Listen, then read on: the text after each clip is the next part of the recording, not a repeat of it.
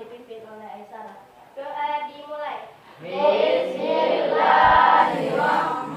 Bismillahirrahmanirrahim. Rabbi shrah li sadri wa yassir li amri wahlul 'uqdatam min lisani yafqahu qawli. Allahumma rabbi zidni ilman nafi'an warzuqni fahman shahihan walhamdulillahi rabbil alamin.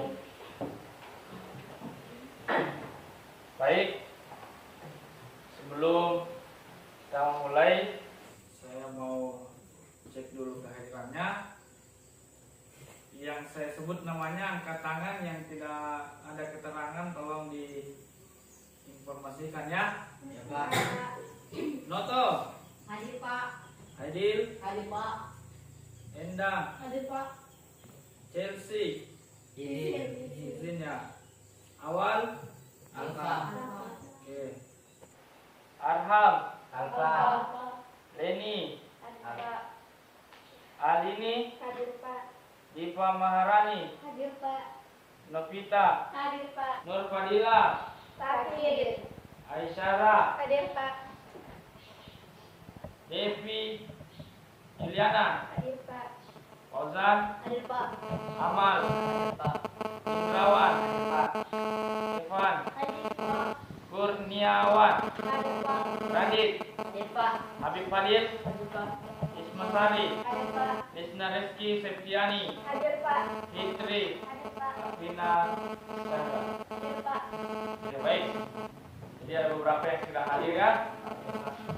Karena ada halangan. Oke. Hari ini kita mau lanjut materi yang kemarin. Apa materi yang kemarin? Penyimpangan sosial. Penyimpangan Sosial. Jadi materi yang kemarin tentang Penyimpangan sosial. penyimpangan sosial. Masih ada yang ingat apa pengertian penyimpangan sosial? Masih. Coba siapa yang bisa? Saya, Pak. Oke, yang sudut sana. Penyimpanan Ya, pengertian. Pengertian penyimpanan adalah suatu perilaku dianggap menyimpan apabila tidak sesuai dengan nilai-nilai dan norma-norma sosial. Oke. Yang lain sama? Sama. Kemarin saya sudah sebutkan bagaimana itu contoh penyimpangan sosial. Salah satunya coba. Apa? Narkoba. Baik. Jadi penyimpangan sosial adalah suatu perilaku yang dianggap menyimpang apabila tidak sesuai dengan nilai dan norma sosial yang berlaku di masyarakat. Setelah pengertian ya dari penyimpangan sosial, kita lanjut di bentuknya ya. Jadi bentuk penyimpangan sosial itu ada dua ya. Bentuk penyimpangan sosial sekunder dan primary. Ya. Jadi penyimpangan primer, penyimpangan yang dilakukan oleh seseorang tetapi masih bisa diterima, ya. Jadi misalnya melakukan kejahatan tetapi masih bisa diterima di masyarakat, ya. Contohnya apa? Judi. Yang lain? Ada yang tahu? Menunggak iuran Listrik. ya. Jadi contohnya ini menunggak iuran listrik. Ya. Itu kesalahan atau penyimpangan sosial yang dilakukan oleh oknum-oknum yang tidak sadar dengan kewajiban yang mesti harus dilakukan. Ya. Jadi menunggak iuran Listrik. ya. Itu dapat denda. Denda. Ya, kemudian telepon, melanggar rambu-rambu lalu lintas. Siapa yang sering melanggar rambu lalu lintas di sini? Ya, sering. Siapa yang kalau lampu merah langsung diterobos? Ada yang pernah? Ada. Nah, itu semua pelanggaran-pelanggaran yang tidak terjadi terus-menerus setiap hari, tapi terkadang kita mungkin karena buru-buru, ya, terobos saja. Apalagi kalau lampu merah, panas, ya, atau hujan, buru-buru, mungkin karena mau buang air besar, sudah ada di ujung, ya, terpaksa diterobos, tapi masih bisa masih bisa diterima maksudnya. Ya, jadi penyimpangan yang dilakukan seseorang akan tetapi si perilaku masih dapat diterima di masyarakat. Ya, cirinya yaitu bersifat sementara. Nah, kalau melanggar lalu lintas ditilang atau tidak? Ditilang kalau dilihat betul. Kita lanjut ke bentuk penyimpangan yang kedua, yaitu penyimpangan sekunder. Penyimpangan sekunder adalah penyimpangan sosial yang pelakunya sudah tidak dapat ditolerir lagi oleh masyarakat. Ya. Ini sudah merugikan bagi dirinya sendiri dan juga merugikan masyarakat banyak. Contohnya, coba siapa yang bisa? Saya. Oke. Pemabuk, Ya. obat-obatan terlarang, pemerkosaan, pelacuran, pembunuh, perampok dan penjudi. Ya. Jadi itu semua contoh-contoh dari bentuk penyimpangan sosial sekunder. Ya. Ada yang suka pemabuk? Tidak ada. Ya. Ada yang suka pemabuk? Ada. Contoh kalau di lingkunganmu ada yang mabuk-mabuk, berteriak-teriak, melempar kiri kanan, suka nggak? Tidak. Nah, iya. Kemudian pengguna obat-obatan terlarang. Ini hukumannya sangat berat ya. Contohnya mengidap narkoba, sabu-sabu, ganja, heroin, narkotika dan semua. Ya. Di anak SMP ada yang pernah lihat yang suka isap-isap lem? Ada. Lempox ada? Nah, itu juga penyimpangan sosial, khususnya terjadi di kalangan anak remaja yang seusia dengan kalian. Ya, ini beli lempox, isap-isap sampai pingsan. Ya, ini ada kasus yang terjadi ya, pasti pernah kalian temukan. Kemudian pembunuh dan perampok. Ada yang menjadi perampok? Ada. Ada yang pernah lihat perampok? Ada. Kalau ada kerjaan, tangkap, yang dibiarkan, ya itu merugi. Nah, jadi perilaku sekunder ini sudah tidak bisa lagi diterima oleh masyarakat. Ya, siapa yang mau terima perampok? Ya, oke. Jadi itu tadi bentuk dari penyimpangan sekunder. Ya. Jadi saya ulangi, bentuk penyimpangan sosial ada berapa?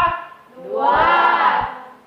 1 Primer. 2 Sekunder. Yang primer masih bisa diterima. Masih masyarakat. Yang sekunder Tidak bisa lagi diterima oleh masyarakat. sudah paham sejauh ini? Sudah. Kalau nanti ada pertanyaan tentang bentuk-bentuknya bisa dijelaskan? Bisa. Oke. Setelah pengertiannya, bentuknya, jenisnya, apa lagi? Dampak. Dampak. Dampak.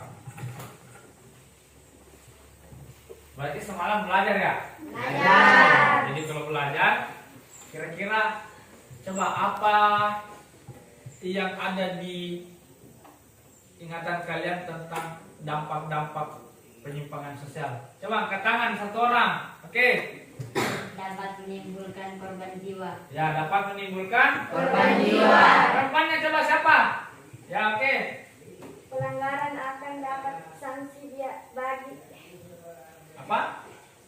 pelanggaran akan dapat sanksi baik dari negara maupun masyarakat. Ya, jadi pelanggarnya mendapatkan sanksi baik dari masyarakat maupun negara. Siapa lagi? Oke. Menimbulkan aib sosial bagi pelaku. Nah, menimbulkan aib, ya, sosial bagi pelakunya sendiri. Sendiri. Satu lagi, siapa yang bisa? Ya, berikutnya. Ya, merusak generasi Berikutnya. Nah, saya kira sudah persis semua dengan apa yang kalian pelajari, dengan apa materi hari ini. Ada pertanyaan? Paham? Paham. Baik. Itu tadi sudah saya paparkan dampak negatifnya. Ada pertanyaan? Ada Pak. Ya, silakan, Diva. Pak, tadi sudah dijelaskan tentang dampak negatifnya. Adapun pertanyaan saya, apakah tidak ada dampak positifnya? Oke, baik. Pertanyaan yang bagus.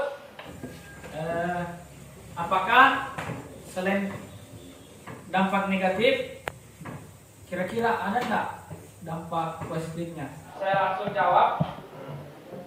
Pasti di pikiran kalian bahwa penyimpangan sosial itu tidak mungkin ada dampak positifnya, karena semua hal-hal yang buruk. Tapi baik, di sini saya mau jawab bahwa penyimpangan sosial itu ada juga dampak positifnya. Ya, jadi ada dua. Yang pertama, dapat mempertegas perilaku yang pantas dan yang tidak pantas untuk dilakukan. Tuh, contoh, si Anto lah, jangan saya ambil siswa saya.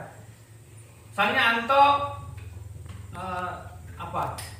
diajak sama temannya untuk nyabu, sabu-sabu, ya, untuk temannya nyabu, dipengaruhi. Orang tuanya bilang, jangan, itu hal yang salah. Nah, tetapi datang lagi temannya, ayo, Abu. Nah, tiba-tiba terdengar berita bahwa ada pelaku pengedar narkoba dan pelaku pengisap narkoba itu ditangkap sama polisi. Akhirnya si Anto gagal untuk melakukannya karena menganggap bahwa hal itu tidak Baik. tidak baik. Jadi itu pelaku dapat mempertegas hal yang baik dan yang buruk. Yang kedua itu mendorong perubahan dalam masyarakat. Perubahan apa saja? Misalnya begini, seringnya terjadi pencurian, ya. Seringnya terjadi perampokan. Masyarakat sadar. Yang dulunya kemarin boleh dikata bahwa terledor, ya. Simpan motor di luar saja, sampai 1 malam 2 malam di luar terus, kuncinya disimpan di situ, akhirnya ada pencurian. Dia sadar, ya. Terjadilah kesadaran untuk masyarakat. Saya masukkan motor saya, ya. Saya tidak mau parkir di sembarang tempat. Itu yang motor tidak punya SIM ditilang. Yang tidak punya SIM salah atau tidak? Salah. Akhirnya karena lihat bahwa yang tidak punya SIM, yang tidak bawa STNK naik motor ditilang sama polisi. Terjadilah kesadarannya lagi. Saya harus bawa SIM, saya harus bawa STNK, pakai helm standar, jalan pasti aman, tidak ditilang. Walaupun pasti dikasih singgah, ditanya-tanya, selamat siang Bu, selamat siang Pak, boleh minta lihat surat-suratnya, aman, lengkap, hidup semua, lanjut, ya. Jadi itu tadi yang pertama, mendorong untuk mengetahui, membedakan antara mana yang baik dengan yang mana yang buruk, yang tidak dapat dilakukan dan yang boleh dilakukan. Yang kedua, kesadaran diri masyarakat. Nah, jadi dampak positif dan dampak negatif kita sudah ketahui. Lanjut materi yang terakhir, upaya penanganan dari penyimpangan sosial. Upaya penanganannya ada beberapa hal yang dapat dilakukan. Ya, mulai dari yang pertama, pendidikan agama. Ya, pendidikan agama ini sangat berpengaruh besar terhadap kesadaran generasi-generasi yang sekarang, utamanya generasi muda.